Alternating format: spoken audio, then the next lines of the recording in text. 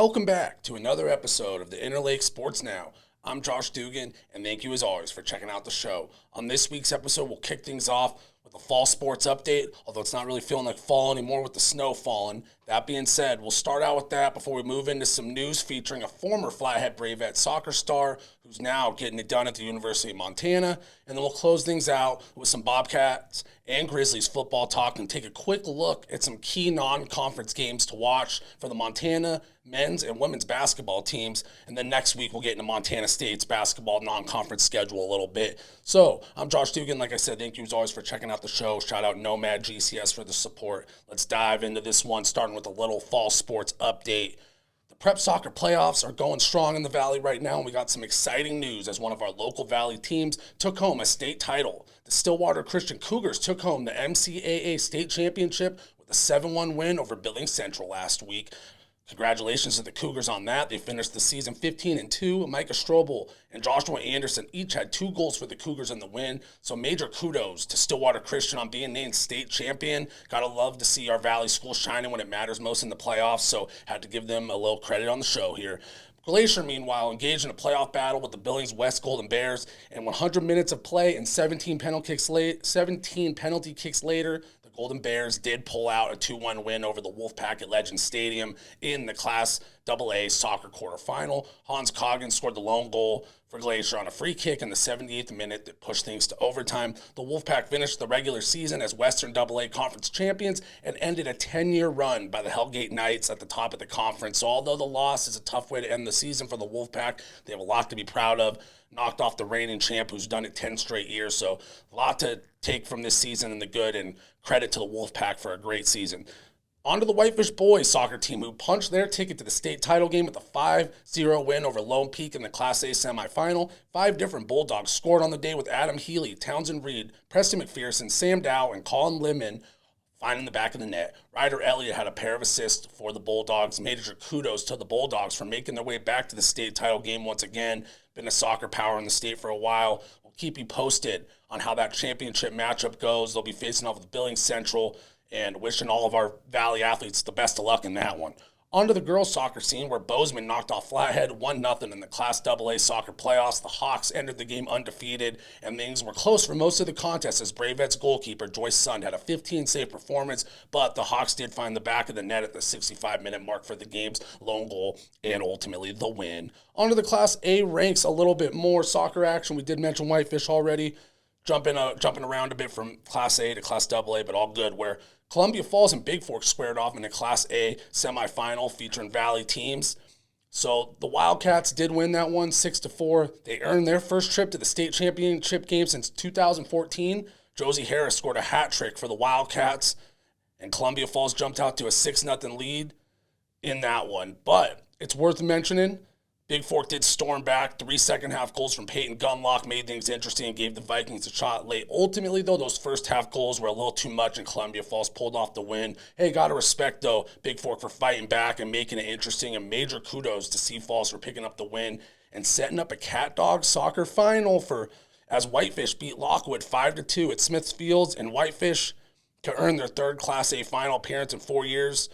Impressive stuff right there. 5 different Bulldogs scored on the day, with Isabel Cook, Charlize Ulrich, Sadie Olson, Olivia Genovese, and Delaney Smith notching goals. So that'll be a big-time fun matchup for all you Valley soccer fans to keep an eye out for this upcoming weekend. Anytime you get a cat-dog rivalry game, it's going to be fun.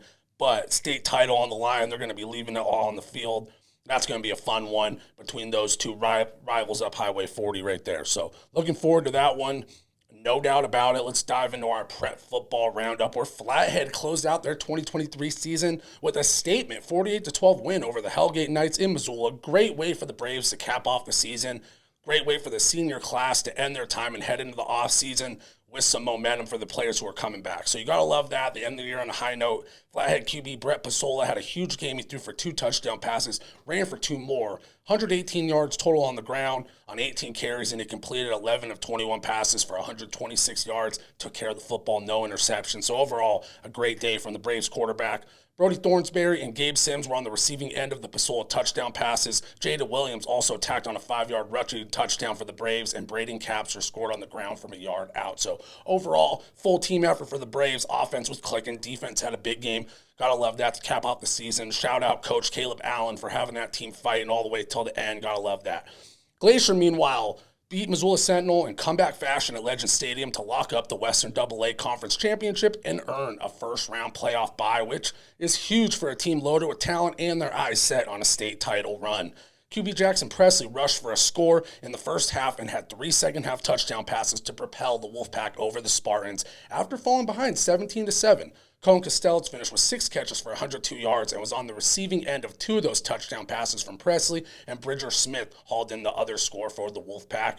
What a year for Glacier. They finished 8-1 overall, 6-1 in conference play. We'll keep an eye out for those Class AA playoff action this weekend to see who Glacier will be facing after their bye. So shout out to Wolfpack. That'll be fun to see if they can make a run to the state title game under head coach Grady Bennett. Next up to the Class A ranks, where playoff-bound Whitefish knocked off Browning 50-14 at home. Big win. Bulldogs QB Carson Golick fired off 4 touchdown passes, 19 of 24 passing, efficient day for 315 yards, so a big day for the Bulldogs QB.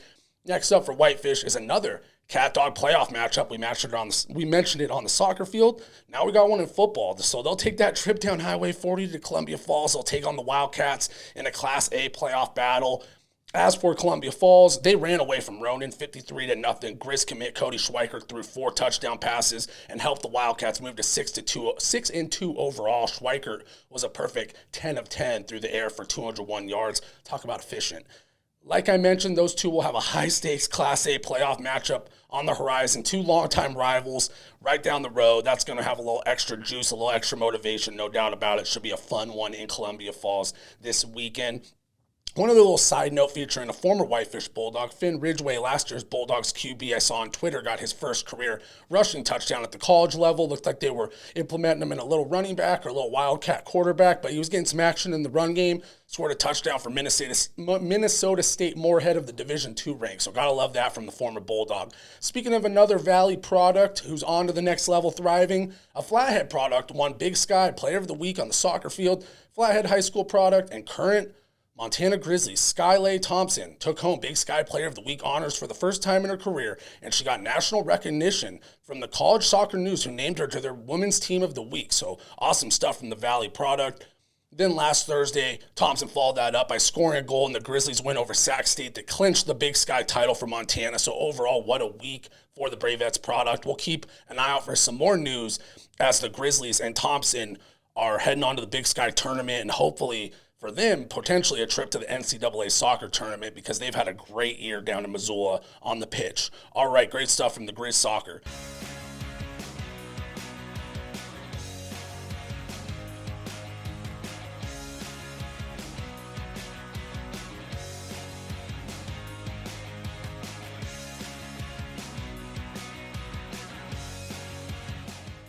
So, let's move into a little Griz and Cats football talk. It's that time. Big takeaway from the Bobcats win over Sac State, and then I'll give my quick thoughts on the Grizzlies matchup with Northern Colorado in a game that looks like a very winnable game on paper for the Grizzlies. But big takeaway from the Bobcats, they're the best team in the FCS and maybe all of D1. I might be getting out ahead of myself, but they're the best at setting up the play action. Their run-pass option arsenal is unreal. That scheme keeps defenses guessing. Every play feels like it has 2 or 3 different options from Malott and Chambers. They can hand it off. Usually they have a receiver in motion, a potential jet sweep kind of a play. They could roll out of the pocket and run, or they could pass the ball. So all of a sudden you have 4 different things to watch. It feels like they're always a step ahead of the defense. It really makes the defense have trouble making their reads. And the Bobcats usually find a way to get their playmakers in space. They might not throw the ball a ton. Chambers and Malott, they don't need to let it loose. They're not an air raid offense. But when they do throw it out of the play action, often there's a lot of space to operate, and they get guys open for big chunks of yardage, and that's what you want from those kind of plays. Keep defense guessing. The emergence of Wisconsin transfer Julius Davis, who had an amazing hurdle. You can go see that on my Twitter, JDugan406. I posted the video. But one of the plays of the year in the Big Sky, jumped right over a Sac State defender. And redshirt freshman Jared White, he's also been great out of the backfield. So their lethal rushing attack is that much harder to stop. And now it makes it that much harder to stop their air raid offense, because when you have to really account for the running backs, you have to account for both quarterbacks. And like I said, usually a man in motion, all of a sudden they are almost impossible to stop in that play action attack. So Gotta love that for the Bobcats. As for they have another big test this week, though. I will say this weekend's matchup, they got to take on Idaho Vandals in Moscow. Battle of top 10 nationally ranked teams. Look for Idaho to be extremely motivated coming off their loss at home on ESPN2 to the Grizzlies. So that Bobcats-Vandals matchup should be a must-watch game for Big Sky football fans everywhere. My prediction is we're going to see a lot of offensive fireworks between two loaded offenses. Look for the Bobcats to wear the Vandals down, though, with that rushing attack I've been mentioning and pull away for a fourth quarter win, similar to what they did in Sac State, at Sac State. So my biggest takeaway, though, from that win over Sac State on ESPN2, that offense is so dynamic right now with the passing game. Earlier this year, one of my biggest questions heading into the season for the Bobcats was, will they add the wrinkles to the offense to keep defenses guessing? Will they get one-dimensional? And it hasn't felt like that at all. It feels like anytime they let loose in the passing game, it's for a big chunk of yards, it's for a big play, and it's when they need it most, and they really keep defenses on their toes. So gotta love that. As for the Griz, they're coming off a bye. Here's one thing for this game to watch versus Northern Colorado. They're winless. They haven't won a game yet. If you're the Grizzlies, as they say, don't play with your food. Go out there, put the foot on the gas, and run away from a bad Bears team. Not the Bad News Bears, but the Northern Colorado Bears, who they've hung around a few times. They made a few games interesting, and you don't want to let that happen. If you're the Grizzlies coming off one of your biggest wins in recent years, beat Idaho, so much momentum went into that game. Now, you have the bye week. You don't want to come out flat. You want to go out there and attack right off the bat and get a big win, because next up is Sac State at Washington Grizzly Stadium, November 4th. So this is a great time for the Grizzlies to roll coming off a bye, keep that momentum going, get a win streak rolling, and ultimately keep your guys healthy and 100% for that matchup with the Hornets on the horizon in a week or two, because that's going to be the big matchup for Montana as we head down the stretch. Brawl the Wild coming up, of course, as well. But you really want to take care of business for Sac State at home, especially after losing a tough one last year in Sacramento. So let's move real quick to a little Griz basketball action as the season is going to be starting out soon. Let's talk a couple non-conference games to watch. And then like I said earlier, next week we will dive in to a little bit of Bobcats basketball action. So we'll start with the Griz. This is a couple matchups to watch. This is my favorite one right here. It might be a tough game, but national recognition type of a game. Starting with Friday, November 24th at Houston. The Houston Cougars, they ended the season last year as the number 2 team in the entire nation in the final AP Top 25 of the season. Right now, they sit at number 7 in the first preseason poll, so the Grizzlies are going to have a big test early against one of the best teams in the country. That's a game you'd like to win, but at least go out there and compete against the best and give your guys the opportunity to grow as athletes. You love that one on the schedule. And this one has a fun Montana connection as well. Houston Cougars head coach Kelvin Sampson is a bit of a Montana Tech Ore-Digger legend for his time coaching in Butte. The Ore-Diggers' current basketball court is named after Sampson, so that says a lot about the legacy he left in the Treasure State. So that one's going to be fun to watch for Montana basketball fans everywhere. Another game to watch for the Grizzlies is their matchup with the Oregon Ducks in Eugene, November 10th, and the Grizzlies take on North Dakota State in Missoula, November 16th. Also, a November 29th matchup in Reno versus the Nevada Wolfpack. They're a team who they kind of weren't maybe quite where they were last year, but they've had a couple runs to the NCAA tournament the last decade and a solid program. So that should be a fun one as well. We mentioned Montana Tech a little bit. They'll actually be coming to Missoula to take on the Grizzlies December 8th. And although that should be a win for the Grizz, facing an NAIA school, I almost said NCAA. I'm all over the place. But NAIA school, the Grizz should win that one versus Montana Tech. But that being said, Montana Tech was one of the best teams in the country at their division last year at the NAIA level, and they made it all the way to the quarterfinals for basically the Final Four, but I know it's not actually called that, but same thing. So they were one of the last 4 standing in the country last season. Montana Tech has some great returning players. That's just a fun one for Montana basketball fans to watch some Montana products go up against the Grizz and a couple Montana products on the Grizz. So overall, just a fun game you won't want to miss. As for the Lady Grizz, 2 games jump out right off the bat with a pair of teams coming off trips to the NCAA tournament. On the schedule, first up, Gonzaga and Washington State. The Bulldogs are in town November 6th, and the Cougars in town on November 14th. They also host a Colorado State team that went 20-12 last year on December 9th. So the Lady Griz will take on some tough challenges to get ready for Big Sky play. Wins over any of these programs are impressive for the Lady Griz, so I'm really looking forward to see how they do when tested early in the season. It's a great time to be a basketball fan.